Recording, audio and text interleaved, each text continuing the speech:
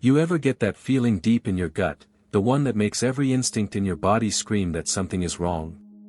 The kind of fear that makes the hair on the back of your neck stand up, your chest tighten, and your legs want to run before your brain even understands why. Most of us are lucky enough to rarely feel it. But tonight, on Rivo TV, you're going to step into a story where that feeling was only the beginning. A story so chilling, so strange, that it rattled an entire nation and has remained unsolved for nearly a century. This isn't a horror movie, this isn't some made-up campfire tale. This is real. This is the terrifying mystery that the world would come to know as the Village of the Dead. Our story takes us into the frozen heart of northern Canada, a land so harsh and remote that even today, few dare to explore it. Back in 1930, this was the Keewatin Territory, an endless, unforgiving stretch of tundra, ice, and forest where winter wasn't just a season, it was almost the entire year.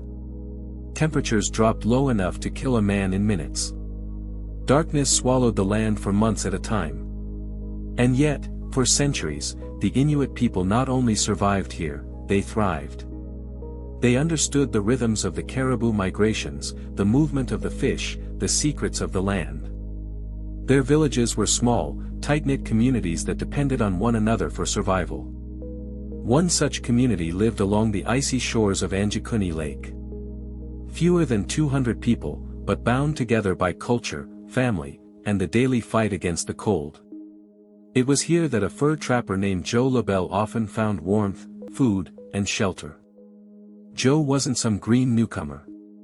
He was a hardened veteran of the North. He'd walked those frozen trails, faced down hungry wolves, and lived through storms that could bury a man alive. He knew the Inuit of Anjikuni. They had welcomed him into their huts before, shared meals, shared stories, given him shelter from the howling winds. To Joe, the village on the lake was a safe haven in a brutal world. Late November, 1930. The land was locked in its icy grip.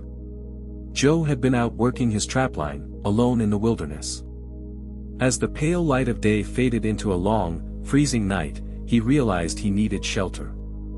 Naturally, he thought of the village on the lake. The thought brought comfort, fires burning, families cooking, the barking of sled dogs welcoming him. So he made his way there, his boots crunching over snow, the silence of the wilderness pressing down all around him.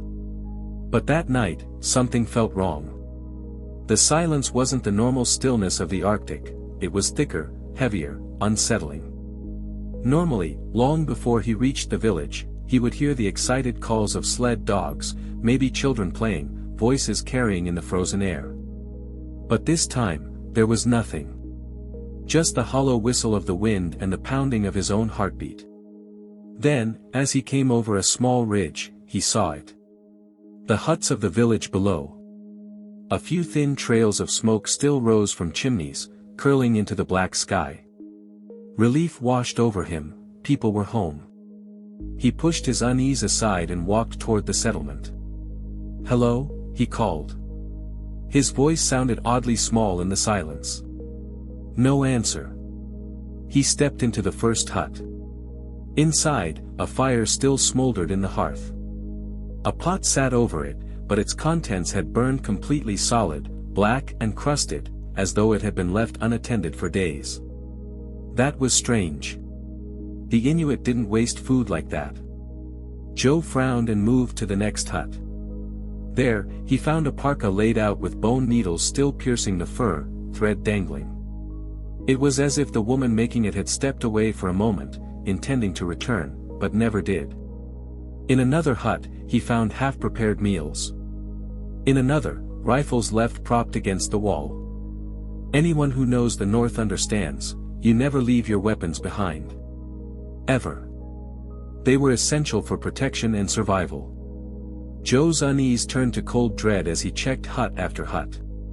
Each one told the same story. Lives interrupted. Tools abandoned mid-use. No signs of struggle. No people. Not a single soul. Then Joe went to the dog pens. What he saw there froze his blood. Every sled dog, vital partners in this harsh land, lay dead. Still tethered, their bodies stiff with frost. They hadn't been killed violently, they had starved, slowly, painfully. For the Inuit to abandon their dogs like this was unimaginable. Those animals weren't just work partners, they were family. To leave them chained up to die went against everything the Inuit were. And then came the discovery that pushed Joe past fear into terror. On the edge of the village lay a grave, freshly dug, its earth disturbed. But it was empty. No body. No bones. Just a hollow hole in the frozen ground. That was enough. Joe LaBelle didn't wait to ask more questions. The hair on his neck was standing on end, every nerve screaming that he didn't belong there. He turned and ran, through the night, through the biting cold, until he reached the nearest telegraph office. Out of breath, half frozen, he frantically sent a message to the Royal Canadian Mounted Police. When the Mounties arrived days later, they confirmed every detail. The burned food. The abandoned tools. The dogs, dead and frozen. The empty grave. And just like Joe, they found no sign of where the villagers had gone. They searched the area for tracks. Nothing. No footprints leading away. No sled marks. Nothing disturbed in the snow except Joe's own trail coming in and out. It was as if 150 men, women, and children had simply ceased to exist in a single instant. The Mounties launched a massive investigation. For months, search parties combed the wilderness. They checked the frozen lake. They interviewed trappers, hunters, anyone in the region. No bodies were found. No signs of struggle. Not a scrap of clothing, not a single clue. Eventually, with nothing else to go on, the case was filed away as unsolved. But the story didn't die. It became legend. And as legends do, it began to grow. Over the decades, theories swirled. Some said rival tribes attacked, but there was no evidence of violence, no looting, no blood. Others said disease struck, but why would healthy villagers vanish, leaving food and supplies untouched? Some suggested mass hysteria, a panicked migration. But if they fled, how did they leave no tracks in the snow? Then came the strangest theory of all. In the 1980s, writers began to connect the disappearance to reports of strange lights in the northern skies around that same time. Trappers and hunters had whispered of glowing, pulsating objects drifting silently over the tundra. Could it have been an alien abduction? Did someone, take the entire community at once?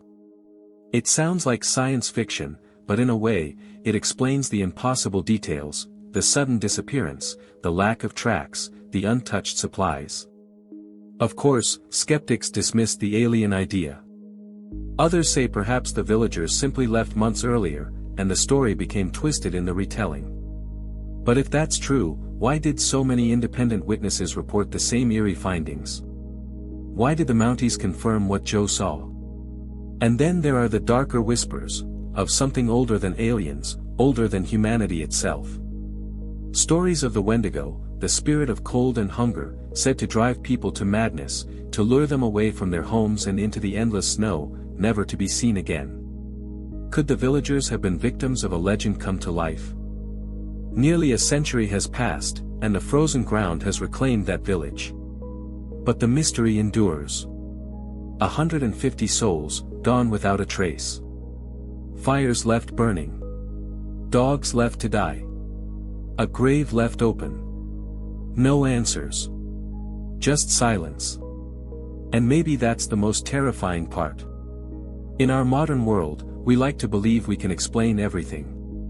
We have satellites, GPS, instant communication. Yet there are still places on this earth, cold, dark, and merciless, where the impossible can happen, and no one will ever know why. So tonight, as you sit safe and warm, remember the story of Anjikuni Lake. A story that forces us to ask, what could make an entire community of strong, resilient survivors vanish in the blink of an eye? And if it could happen to them, who's to say it couldn't happen again? This is Rivo TV, and you've just heard one of the most haunting unsolved mysteries of the last 100 years.